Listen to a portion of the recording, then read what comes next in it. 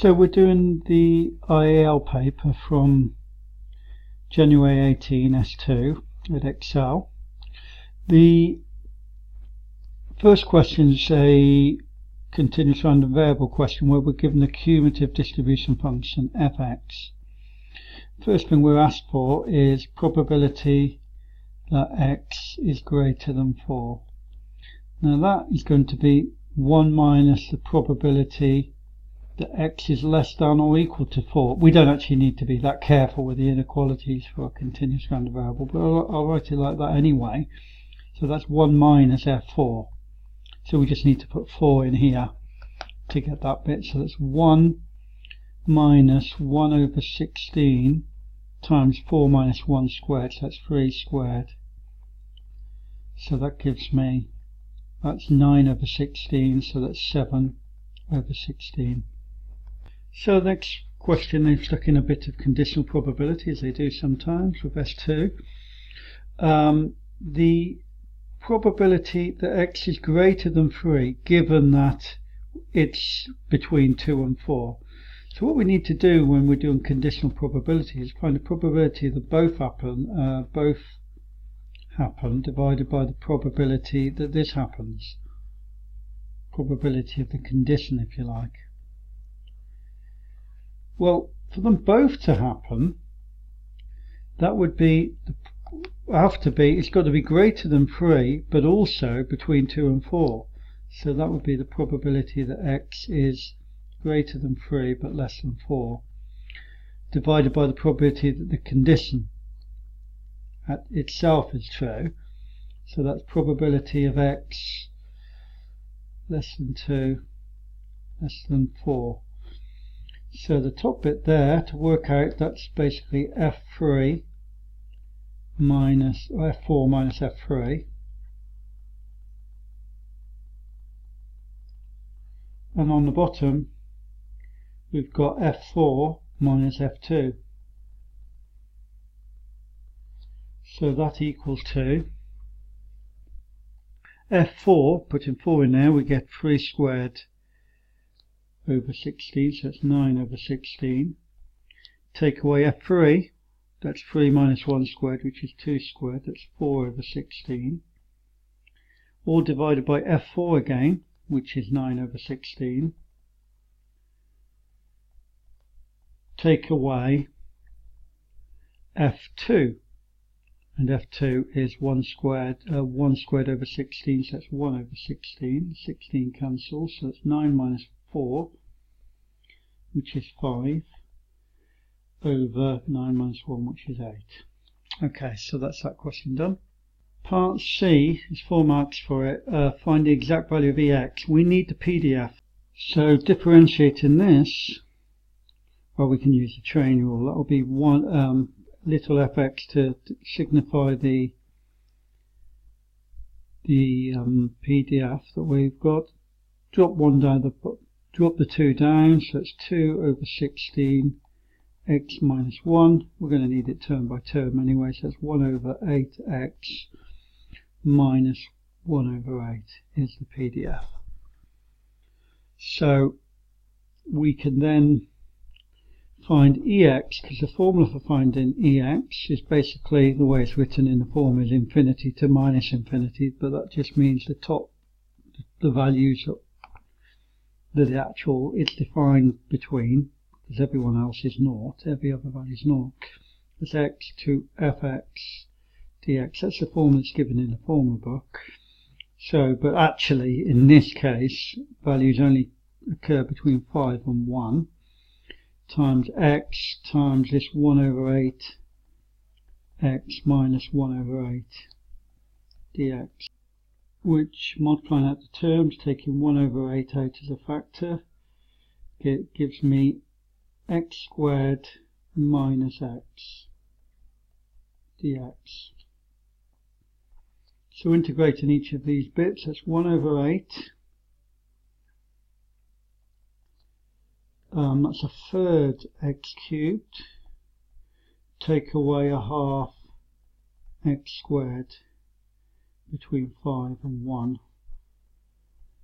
So let's just do this term by term. So it's 1 over 8 times 1/3, afterwards, 1/3 times the difference between the two limits. That's 5 cubed minus 1 cubed. And take away half, 1 over 8 times a half, should I say. Then that's 5 squared, take away 1 squared. So that gives me 1 over 24 there. And that's 1 at 125, take away 1, so that's 124. Take away 25, take away 1, which is equal to 24 over 16. And that comes to 11 over 3. Okay, that's the first question done. Let's look at the next question.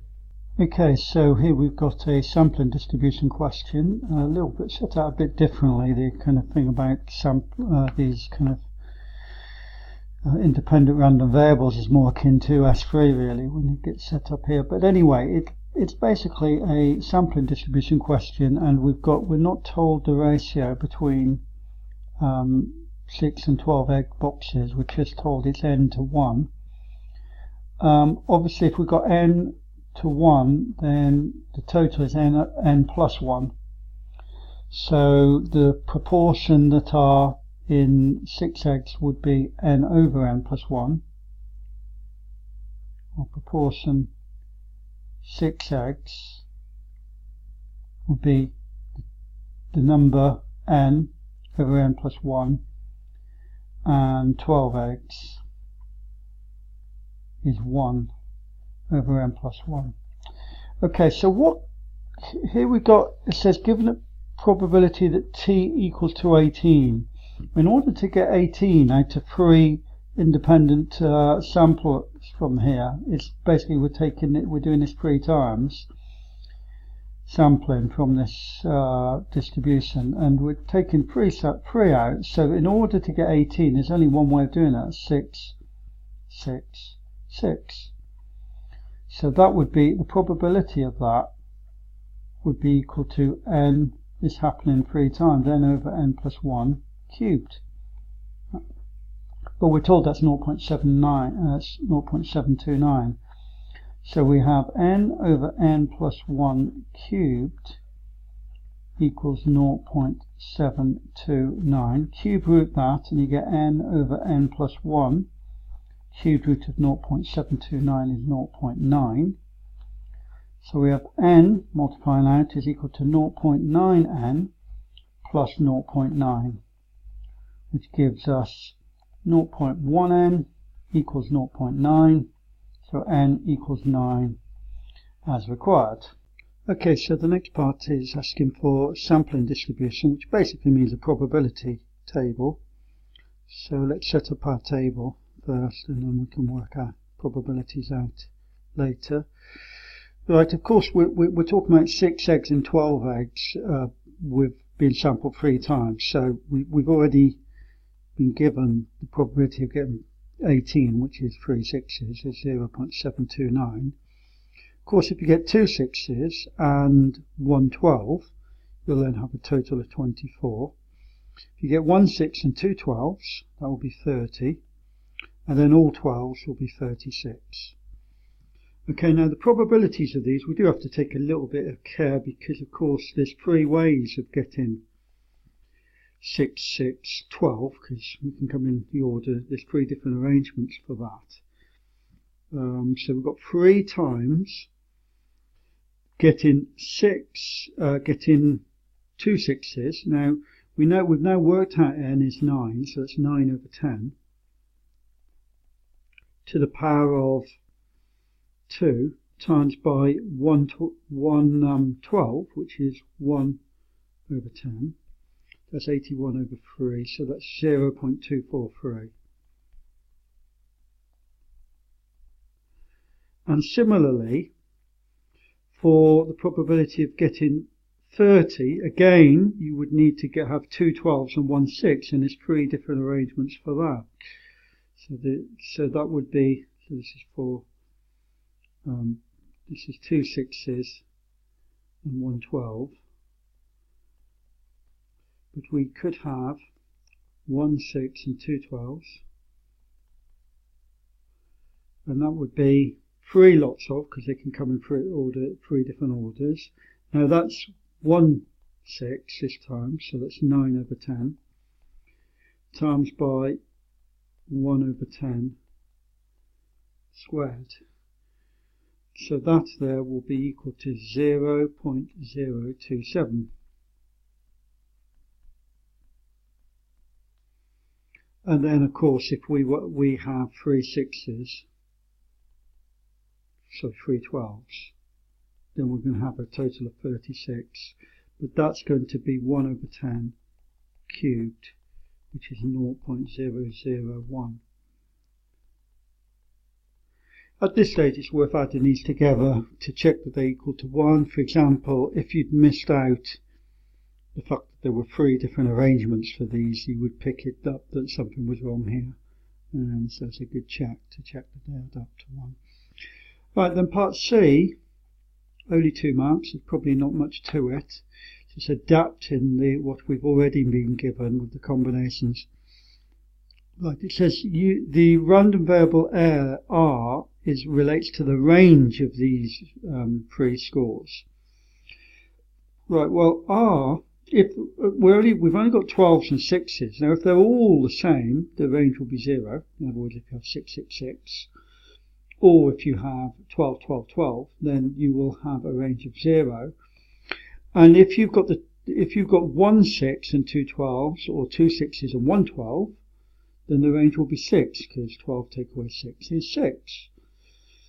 And we don't need to rework out the probabilities here, because we've already got them. So to get 0, we need either all 12s or all 6s. So that's basically adding the 0.729 with the 0.01. That's going to be equal to 0.73. And then to get the other 2, you add in these 2 together, because both the 24 and the 30 here will have a range of 6, because these all both involved a combination of 12 and 6s. So this will have a range of 6. Adding these together, you'll get 0.27. And again, just check that they add up to 1, which they do. So that's question 2 done. Let's have a look at question 3. Okay, so question 3 is about the continuous uniform distribution. This is about the error of, because when scales measure something, there is an error involved in what they are compared to the true weight. And here, this is, a scales has got an error potentially uniform of minus 2.5 to 2.5. Whether this is a realistic model, I'm not sure. We might expect perhaps a normal distribution to be a better model, because you might expect it to be more concentrated around the true weight, but whatever. Better example of the uniform distribution is when you're talking about whether a number has been rounded or not, where there's an equal probability of it falling within the range. Whereas this one, you could argue that there's more of a probability that it falls around the 0. But whatever, we're told it's uniform, so we go with what it says. If it says it's something, it is something. Specify the probability density function. Now there is a form, I think this is in the formula book, but I'm not going to use the formula book on this occasion. We know that the numbers fall between minus 2.5 and 2.5. And we know the area of this must be equal to 1. So because the length from here to here is 5, this must be 1/5. So to write up the distribution, we can say that fx is equal to 1/5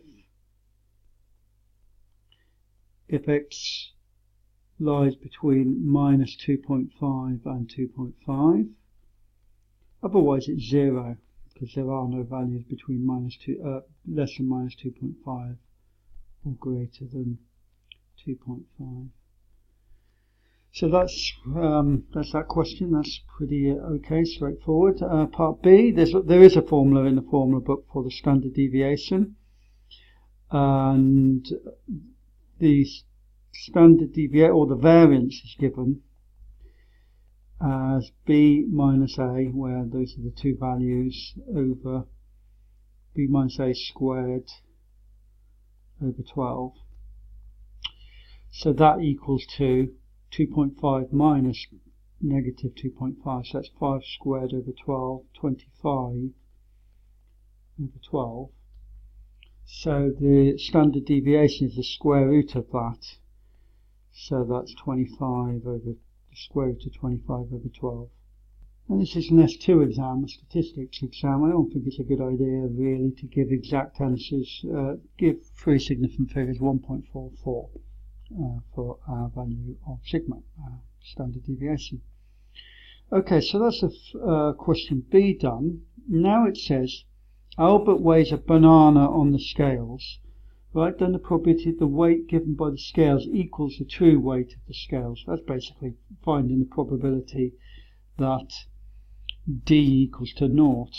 Well, actually, it's equal to 0 because we'll end up having arguments about this, but the probability of getting it bang on, because it's continuous, we're always talking about ranges of values with a continuous function. The probability of getting bang on a value, not a range of values, is 0, because of the kind of infinity of the number system, I suppose. The probability of getting bang on one number is always equal to 0, so that's 0.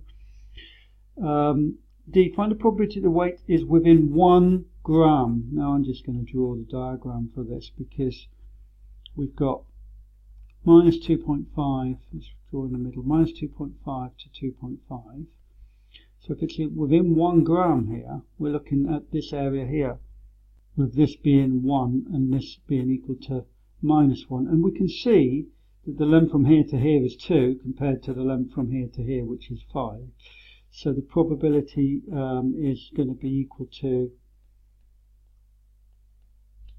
we could just say that that's basically D is greater than negative 1 and less than 1 is going to be equal to 2/5. Okay, so that's part D.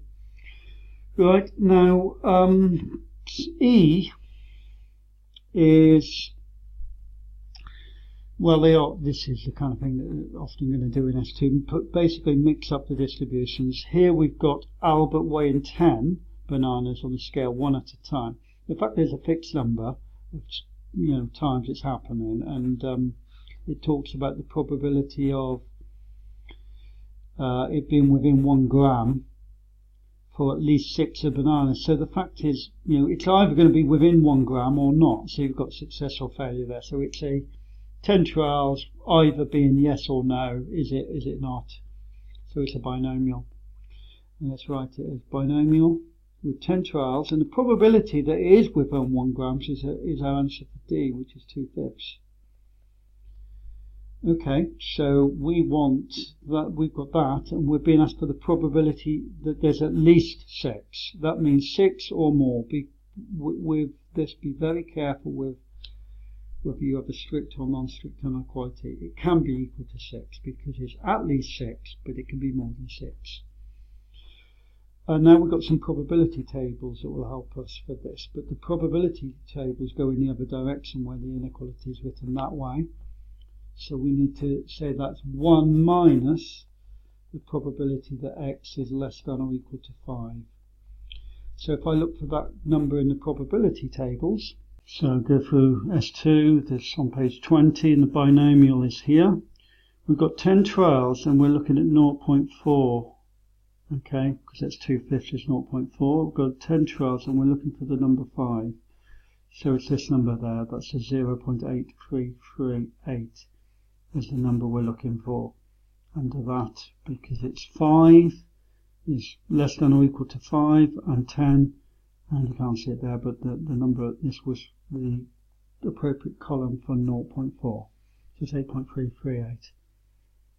that's 1 minus 0.8338, and that equals to 0.1662. Okay, that's a nice easy question, I think, for question 3. Let's have a look at question 4. Okay, so let's have a look at this question. A bit of a mix of things, this really. Sweet shop produces different coloured sweets and then sells them in a bag. The proportion of green sweets produced is P. Each bag contains a random sample of N. Well, that clearly means that we've got a binomial with N and P. But we're told what the mean and variance are. We've told that the mean is 4.2, so that means NP is equal to 4.2.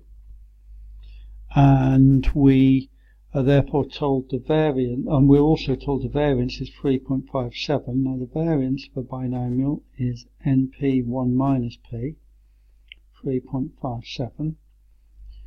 So I can just divide these two. So divide this one here by this one. And I'm going to find NP cancelling, so I'll end up with 1 minus P is equal to 3.57 over 4.2, and that equals to 17 over 20. So that gives me P is equal to 3 over 20, or 0.15. So now I can go to NP is equal to 4.2, so we've got N times 0.15 is equal to 4.2. So divide 4.2 by 0.15, I get N equals 28. Okay, so that's the first part. There's not really too much problem there. Second part talks about the number of green sweets, and again we've got a situation here where it's sorry, no, I'm talking about the next part. So the proportion of red sweets, the shop produces 0.35 and there's 25 of them. Find the probability that in a random sample of 25 the number of red sweets exceeds the expected number of sweets, which is the same as the mean. So the expected number of sweets, I'm going to call it Y this time, is equal to NP, so that's 25 times 0.35, and that equals to 8.75. Okay, so that's the expected number of sweets. So we are being asked for the probability that we have more than the expected number. Well, bearing in mind binomials discrete distribution, so you can't have 8.75 or a number between 8.75 and 9, so that's just the same as saying y is greater than or equal to 9. So given the fact that it's discrete, we can say that's, and we can use the tables by doing 1 minus the probability that x is less than or equal to 8. So now if we go to the tables, scrolling through, we've got we need 25, and so we need 25, and it's a 0.35 we're looking for, and the probability that being less than or equal to 8. So there's our number there, 0.468. I'm struggling to home in on it there, but hopefully you can see it. There we go. Then 0.4668, 0.35 and 8 across on the n equals 25. So it gives me 1 minus p x less than or equal to 8, which is 0.4668 as we've just seen.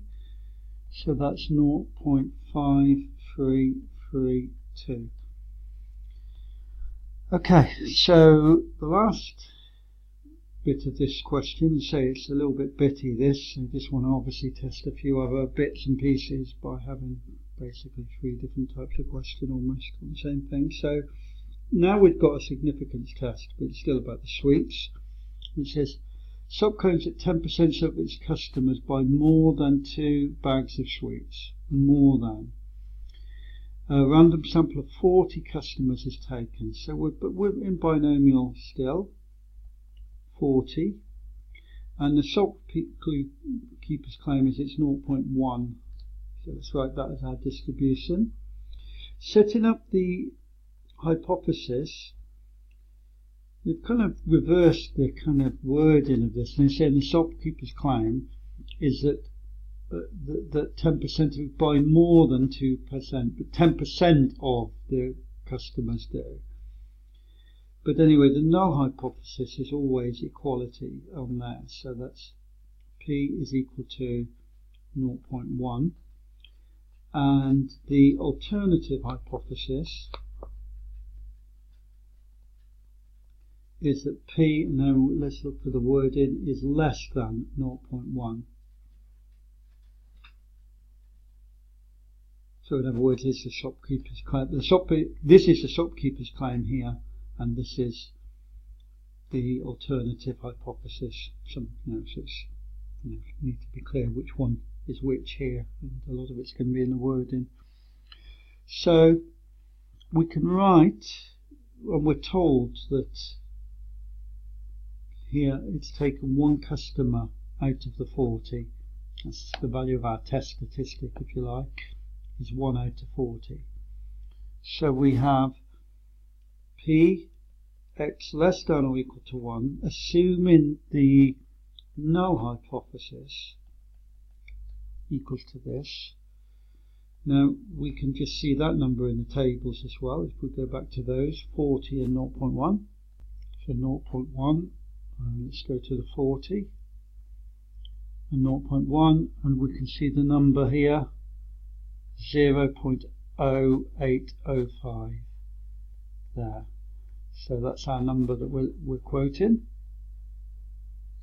0.0805. You could use the formula on this if you want to use the tables, just add together the result for 0 and 1, but it's just probably a bit quicker to use the tables. That's greater than 5%. So we accept H0. So that's not significant. However, always a contextual statement is required to get the final accuracy mark on this. When you have a question, look at the words used in the actual question. Use the word proportion, for example. You might get away with using other words like percentage or number, but why not use the words that they've been given, that they've given you? Use the word proportion and work with that. I'll just probably, without waffling on, what I'll do is paste in the mark scheme, and that doesn't, not to say that you have to write exactly these words, but it gives you an idea of what you need. So as I say, the word proportion is used. The customers buy more than 2 bags of sweets is not less than 10%, not less than the SOP's claim is okay, or not less than 10%. Now those words, it is possible to use different words, but you can see that that's going to get it. Interestingly, this alone would have been enough to get the mark. So it's often good to talk, if it's a claim that's been made here, in the word proportion here, in sweets, and it's been made by the SOP claims that 10% of it by more than 2 bags of sweets. It's often good enough to just say the SOP's claim is not rejected, or the SOP's claim is supported, was in fact okay for the mark there. But perhaps I would try, I'd try both of these approaches to guarantee the mark. This one's easier to get normally, but I would try both. And put context in. You don't really want to lose the mark when you've done the work for it. Okay, so use the words in the question and you should be okay. So question 5, we've got a clear Poisson distribution question because it talks about a mean rate of 10. So we've got Poisson 10, and its basic first bit is find the probability of getting more than 12.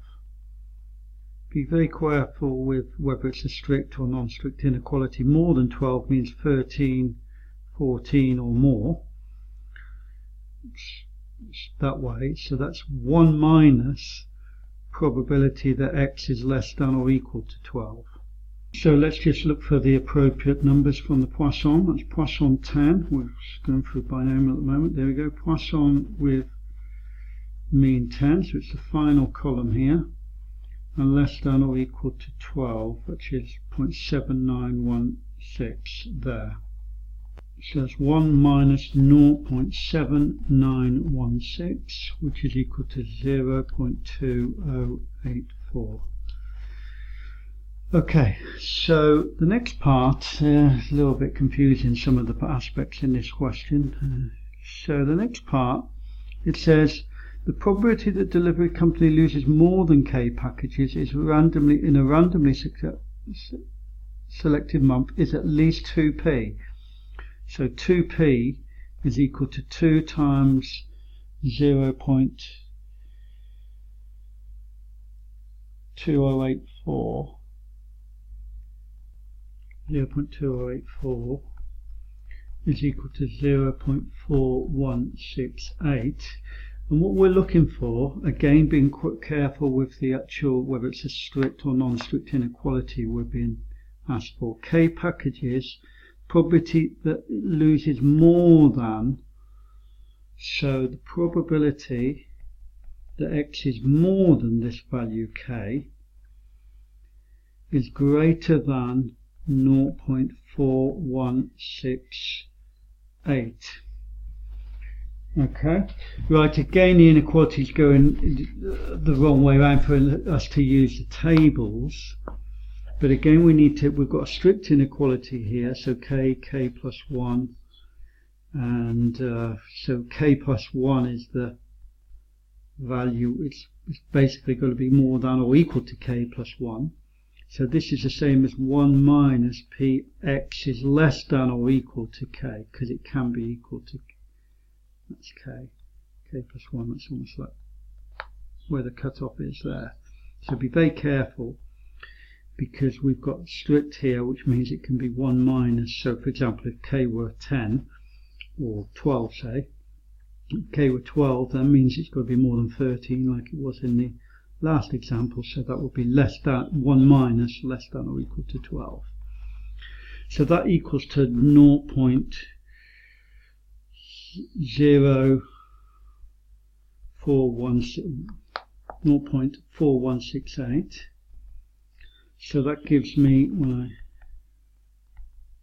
switch that around, less than 0.5832. So we're looking for the first number which falls below that number 0.5832, and it's just this number here, 0.5830. There we go. So we've got 10, so k must be equal to 10. So as I say, take great care there, because it's so easy to be one out, and it's normally because of not considering the discrete nature of the Poisson distribution, things to do with k, or not looking at the inequality properly there, or something. There's so many little ways you can make a mistake and be one wrong on that. So it's okay, and when there's only 2 marks, it's a case of just really taking care.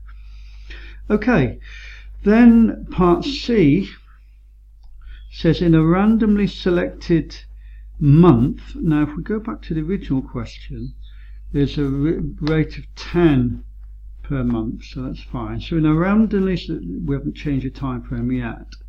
Well, actually we have, because it talks about in each half of a month. So we have find the probability it's exactly 4 packages lost in each half of the month. So now we've got Poisson 5. Now the probability of losing 4 is, using the Poisson formula, is e to the minus 5, 5 to the power of 4, 4 factorial. But that's doing it once in one half-month period. But we want to do we want that to happen into consecutive half-month period. So the answer is squared. So that's going to be equal to 0. If you work that out, 1754 squared, which is 0.0308.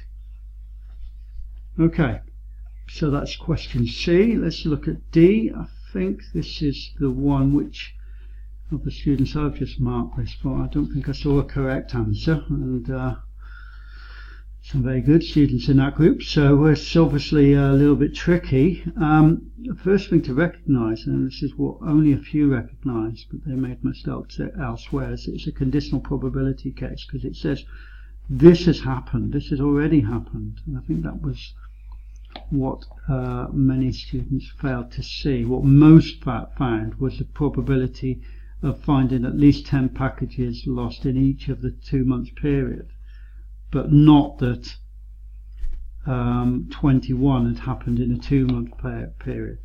So with Poisson 20, let's find the probability that we have x equals to 21.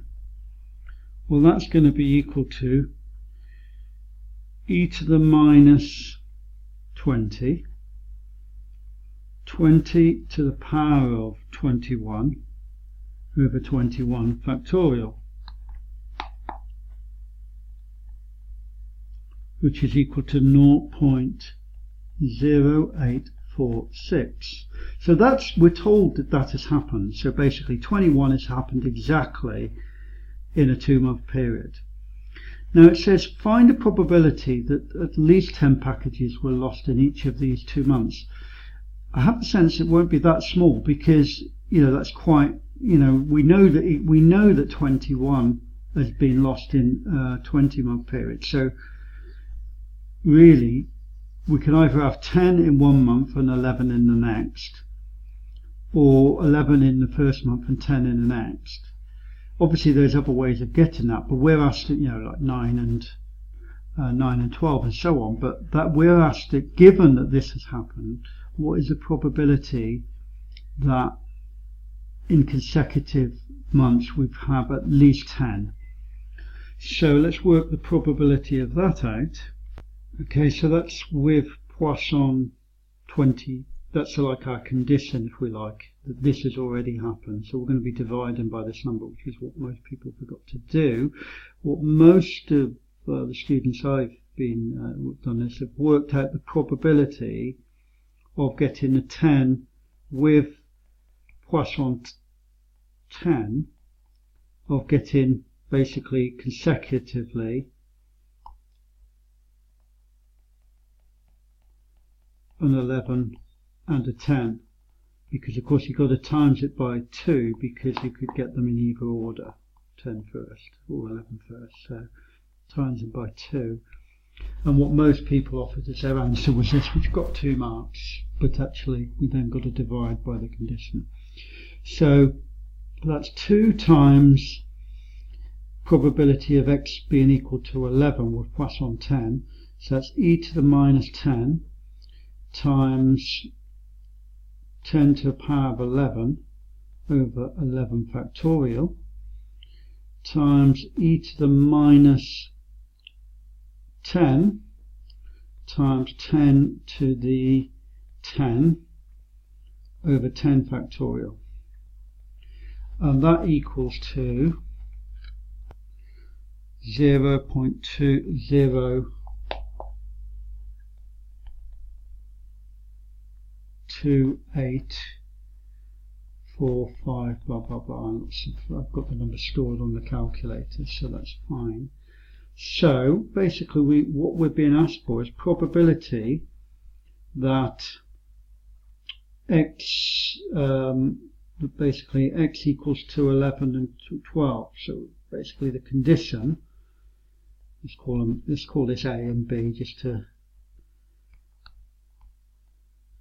A conditional, B conditional on A, is equal to this number here, it's probability of them both happening. That's right. Let's go back to kind of basics. Probability of them both happening divided by the probability that A happens. Now, the probability of them both happening, well, of course, if this happens, then they've both happened. If we have 11 and 10, then A has also happened. So the intersection is just this one. So PB is basically the same as PA intersection B, and we're divided by PA. So that's 0.0284 blah blah blah divided by 0.0846 blah blah blah, and that to three significant figures comes to 0.336. Okay, you were actually it was accepted anything which rounded to 0.336 or 0.337, even though it does round to three significant figures to 0.336. The reason is that actually it is possible to use tables to work these two out, but it's more precise, of course, to use the formula. So that's the more accurate. That to three significant figures is more correct than 0.337, but they accepted 0.337, or indeed anything that rounded to either of those two numbers, which is just as well, because there's enough to do anyway. Okay, so it's a bit confusing. Hope you found that helpful. Anyway, let's look at part E. 5 marks, but probably not as problematic as this. Okay, so we're doing a approximation now. It talks about find a probability 27 packages are lost during a period of 4 months. So we're actually looking at Poisson 4 times 10, which is 40, which is not practical to use. There's no tables for that, so it's not practical to directly use the Poisson. The only approximation for Poisson is normal. It's 40 with mean 40 and variance of also 40, so standard deviation of the square root of 40. Okay, so we're being asked for the probability that x is greater than 27.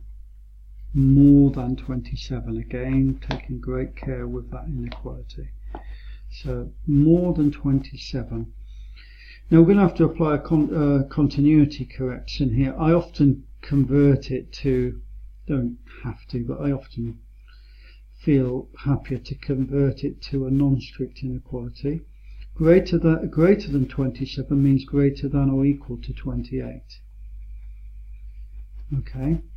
So that, using a continuity correction, because we're going to go to the normal distribution now, greater than 28, looking at a number line, I often think you kind of go back from the number line, if you put it on a number line like that.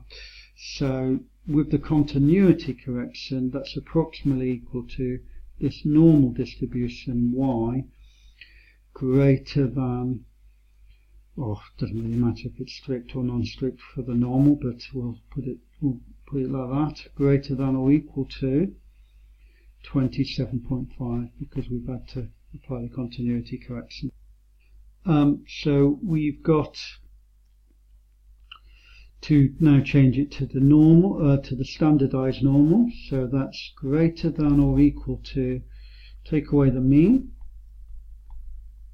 which is 40, divided by the standard deviation, which is the square root of 40. So that comes to the probability that z is greater than or equal to minus 1.98. Now, I'm a big believer in drawing this on the normal curve. So we're being asked for this probability here, with minus 1.98 being to the left there, because 0 is in the middle for the standard normal distribution. Well, that's going to be exactly the same as, by symmetry, if we look at this one with the positive 1.98 there. So that's exactly the same as P is Z less than or equal to 1.98. And now we can just go to the tables, the normal distribution tables, to find that number. So we've got to go back to the before the, because that's an S1, so we've got to go back to these numbers here. So let's look for 1.98, and there we have our answer, 0.9761, equal to 0.9761. Okay, not too bad that compared to some of the earlier parts, particularly part D. It's more standard. Let's have a look at the next question.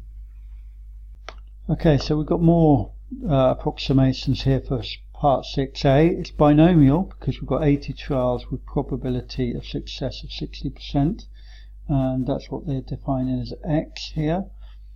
So x is a binomial with 60 and probability, not 60, 80, and probability of success is 0.6.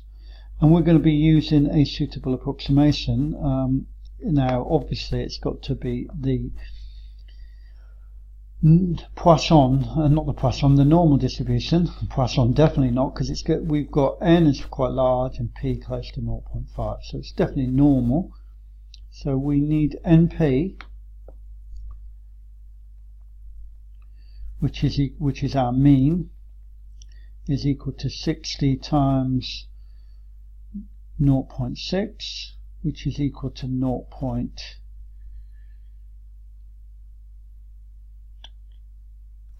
48, of course. And the variance var x is np 1 minus p, which is 60 times 0.6 times 0.4, which is 19.2. So if what we're going to do is we're going to let y be equal to the kind of normal distribution which with these means and standard deviations,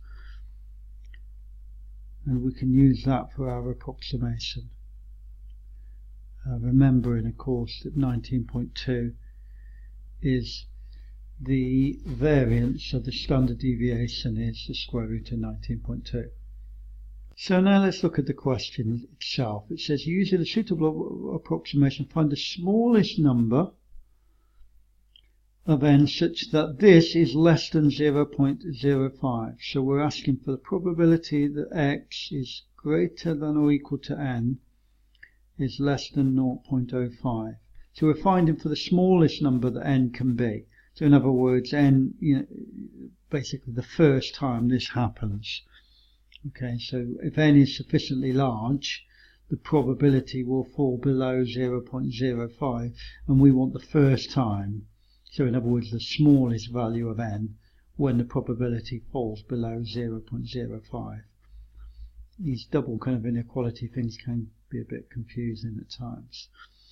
Anyway, we've got a bit of an issue with continuity correction here. I'm going to deal with that and change to the y first.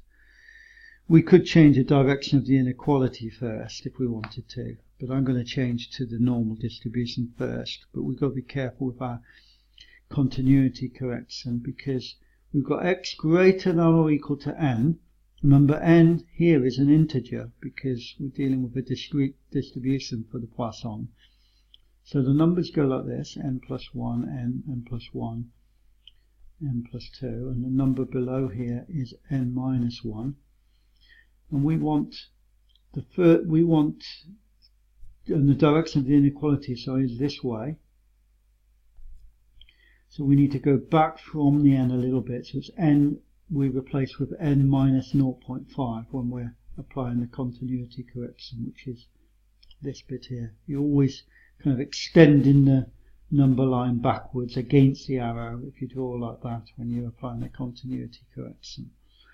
So we've got y is greater than or equal to n minus 0.5, because we'll go halfway back for that, is less than 0.05.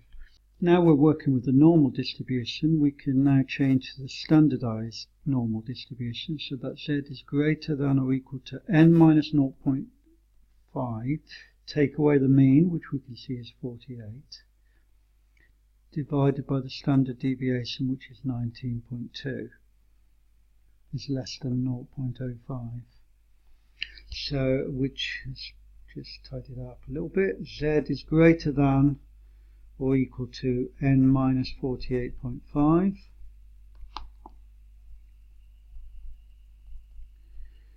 over the square root of 19.2 is less than 0.05. Now we're in a position to use the tables in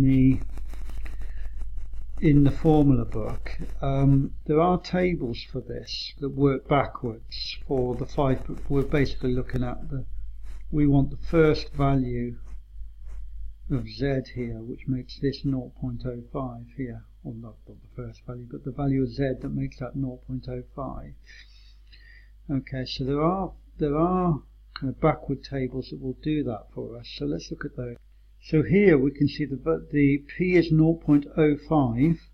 Notice the direction of these tables of where we want to go, where the inequality is in that direction that we've got, and we've got the number 1.6449 is 0.0500. So basically that's the appropriate z number that we've got there, the 1.6449. Okay, but remember n is an integer, so we want the first value where that is actually greater than or equal to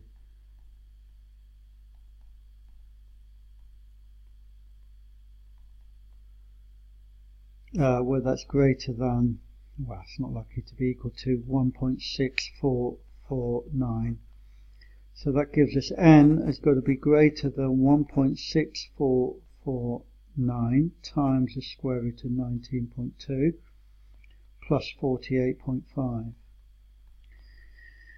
So that gives us n is greater than 55.7. So n, the first value where we actually go, where our z number is greater than 1.6449, which means the probability is less than 5%, is 56. So part B is theoretically part of the same question, but really it's changed, different type of question entirely. It's just about recycling and bags and things, but it's different because we're looking at a critical region here. The first thing I look for is what kind of test is it? Is it one-tailed and or two-tailed, or on which side of the tail? And because it's increased, we're looking for the direction of inequality to go that way. The other thing to think about is that the mean per family is 1.5, but we've got 6 of these families, so let's call the new mean is mu, which is 6 times 1.5, which is equal to 9. Okay, so that's the mean expected for these 6 families is 9. And we want to be testing at 5% level that it's increased. Now we're not asked for the hypothesis to write down the hypothesis. I mean, most students I think will just plough into mu equals 9, or mu is greater than 9, or lambda is equal to 1.5, so or lambda greater than 1.5, but we're not asked to set up the hypothesis, so I'm not going to here because it's not necessary. So we're looking for the values where the critical region are the values where the no hypothesis will be rejected. So we need to go 5% with the direction of the inequality this way. So we're looking actually at 0.95 because we need the values to be this way, such that the total of this here is 0.95 and our critical values being over here. Okay, so we need to look for the tables with Poisson 9. So let's just get into the tables with the Poisson distribution. Poisson 9 is this column, and we want the first time where it's falling above 0.95. So that's the 0.9585 we see there, and the value is 14. So let's call this distribution B, I suppose, for bags. We're in Poisson 9.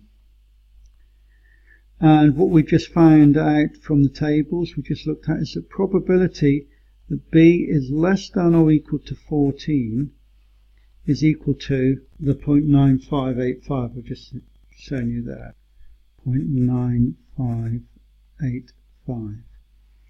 Right, well, again, remembering that this is discrete, so 14, 13 go that way, so that's 1 minus the probability it's greater than or equal to 15. And that's the direction that we need for this test.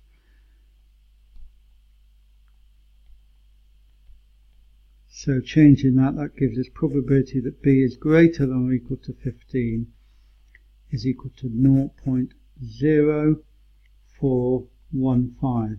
And it's important to appreciate that this is the first time that this would fall below 5%, because the number I look for here was the first time it was above 0.95.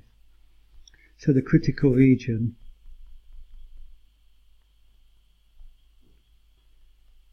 is that B is greater than or equal to 15. I think that's good enough, but we could also say it's got to be a member of natural numbers as well, but B is greater than or equal to 15, 15, 16, all the way up, because there's no theoretical limit to our Poisson. So that's our critical region, greater than or equal to 15. Okay, one more question. Okay, so the final question is PDF and CDF question, continuous distributions for functions. With fairly standard thing where we're asked to show that K is 11 over 12. The only thing that's slightly a little bit more about it is that you've got the rule split into 2 bits depending on what the value of X is. You know that the total area underneath has got to be equal to 1. So we're going to use that to work out K. So we have 1 over 16 X squared between the limits 3 and 1, plus the area of this bit here with the unknown K between the limits 4 and 3.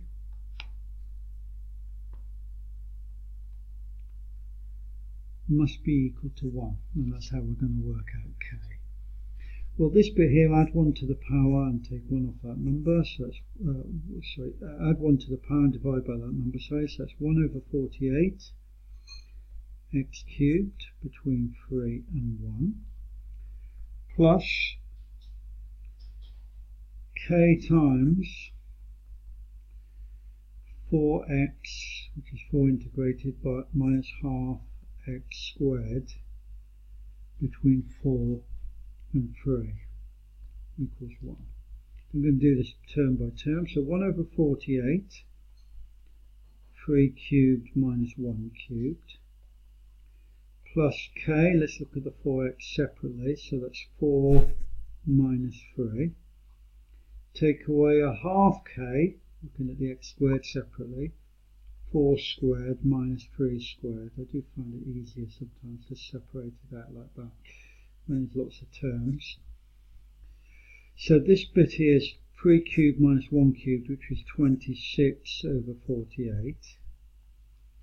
That's obviously just K, because 4 minus 3, minus a half K times 4 squared minus 3 squared, which is 9. 16 minus 9, which is equal to 7. That equals to 1. So there we've got, that's 7 over 2, and that's 8 over 2 if you like. So this is half K, these two together are half K, equals to 1 minus 26 over 48, or 1, let's change it to 13 over 24. So that comes to a half K equals to 24 minus 13, so that's 11 over 24. So that gives me the required value of k, which is 11 over 12. Okay, that's the first part, part A. And then part B is to sketch the PDF. So sketching the PDF. Well, we've got, looking at the rule, we've got quadratic starting not at the bottom there, because when x is 1, fx is 1 over 16. So the quadratic between 1 and 3 goes up in a curved kind of fashion like that. So like that. With that being the number 1 and that being the number 3. Now, then we can see the gradient is -1. Now we know that k is 11 over 12 now, so what I would be doing is checking out what the value, because the fx constant, little fx, does not need to be continuous. There's been a few cases recently where there is not a continuous graph. When x is equal to 3 here, we've got 9 over 16, and when x is equal to 3 here, we've got 4 minus 3, which is 1, times by 11 over 12, which is more than 9 over 16. So it is a broken, discontinuous graph like that, but it was going down with gradient 1 there. Not anything like to scale, don't have to draw it to scale by the inner stretch, but there we go. That needs to be a straight line with something like that. Okay, that's our PDF. Now it says write down the mode. Well, the mode is clear. It's the value of x where the graph is highest, and we can see that that is when it's 3. So the mode equals to 3. Okay, so then going on to the next part, it says we're given that the mean, or EX, is 2509. Use integration to find the variance. Well, the variance formula is equal to E of x squared take away the square of E of x. Some of the screen, take it away the mean of the squares, take away the square of the mean. So I'm going to just get an expression for EX squared here, because we know what EX is. So EX squared equals to, now again we've got the two bits of the rule here, the 1 over 16x squared times by x squared,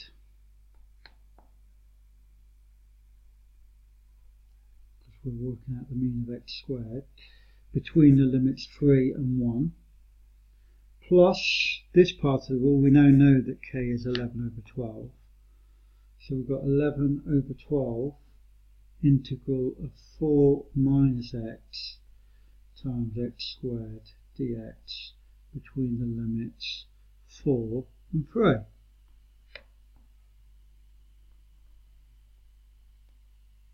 Okay, so that equals to, now that's 1 over 16x to the 4, so adding 1 to the power there we get x to the 5, dividing by that 5 we get 80 between 3 and 1, plus 11 over 12, 4x squared integrated is, add 1 to the power is 3, so that's 4 over 3x cubed, and x cubed integrated is a quarter x to the 4 between the limits 4 and 3. By this stage, thankfully, we can have things to check this, but I really begin to lose the will to live here. I'm sure you can work that out. That is 5863 over 720. Okay, that you can work that out, putting the limits. We didn't use a similar approach to this, I think, that I did here. splitting it by term. So we've got 5 to the power 3 to the power 5, take away 1 to the power 5 divided by 80, plus 11 over 12 times 4 over 3, 4 cubed minus 3 cubed, take away a quarter, 4 to the power 4, take away 3 to the power of 4, and you'll get that. So you can understand why I didn't want to use another 5 minutes of this quite long video to demonstrate that. Let's go to the variance of it.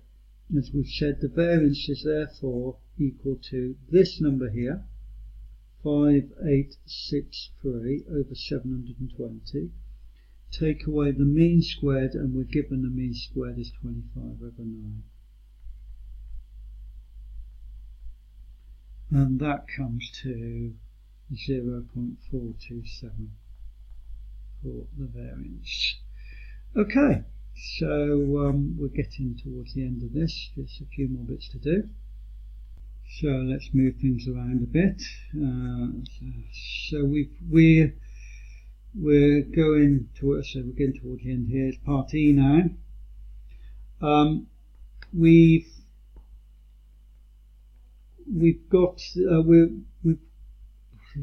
trying to. I think they must have a sense that they want to do some work for us, which is why they gave us EX in this one. They've given us an expression for fx without certain values c and d. Now, of course, we could integrate this little fx to work out the big fx, but it's going to be easier to do because they've done the work, some of the work for us with integrating and the rest of it. So let's use this to work out what the values of c and d is, rather than integrate the little fx, which would take a bit longer. Right, now using this, by definition of the cumulative distribution, f1 is equal to 0 because there are no values for this function less than 1. So we can say that 1 over 48 times by 1 cubed plus c equals 0. Of course, that gives us c equals minus 1. That's for the first part. For the second part, we have, well, we can do the opposite. There are no values above 4, so the probability, the cumulative values up to 4 has got to be 1. So below, it's certain that the values will be less than or equal to 4. So we can use that. So we've got 11 over 12 times 4, putting 4 into here, times 4, minus a half times 4 squared, plus d equals 1. Let's switch that around a bit, fiddle around with it. 4 times 4 is 16. Half of 4 squared is 8, plus d. And let's times it all by 12 over 12 and divide by 11. So fiddle around with it like that. So that gives me 8 plus d is equal to 12 over 11. So d is equal to 12 over 11 minus 8, which is equal to 12 minus 88, which is minus 76 over 11. Okay, so that's part E done. Let's finally do part F. Okay, it's to find the upper quartile. Now, I have a very strong sense that this is the rule we're going to be using, because it is the upper quartile, so we're looking for numbers larger in the range. We can't be absolutely 100% certain here, but we know that the mean, we're given the mean is 25 over 9, which is less than 3, so it would suggest the upper quartile is definitely going to be more than 3. And we've got the mode is 3, so the upper quartile we would definitely expect to be in this group. It would be a bit strange if it weren't. If for some reason we don't get a value here between 3 and 4, we've either know we made a mistake, or indeed that we chose the wrong part of the group. But it's a very strong feeling this is the one to go for.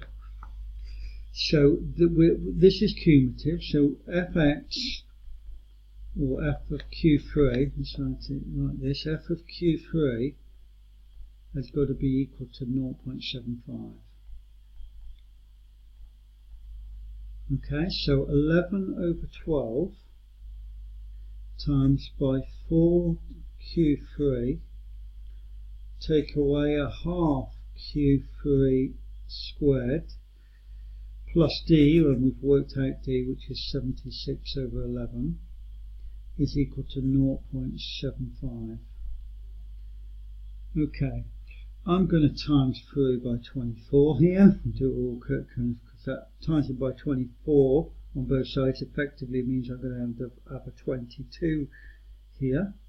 So 22 times 4 is equal to 88 Q3. 22 times a half is equal to minus 11 Q3 squared, and 22 times 76 over 11 is the same as 2 times 76, so that's minus 152, and 24 times 0.75 is equal to 18.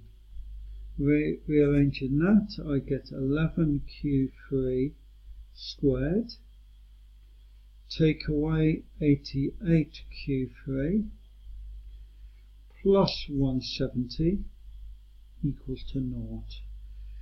Putting that into the quadratic formula, Q3 is equal to 88 plus or minus the square root of 88 squared,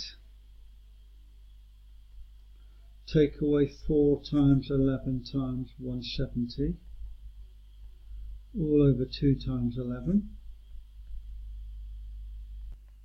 Taking the two solutions for that, we get 4.74 or 3.26.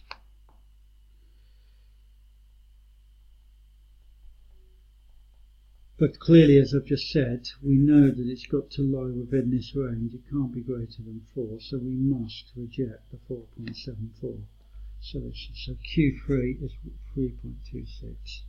Okay, so that's our paper done. Taken a little while. Hope you found it useful, and goodbye.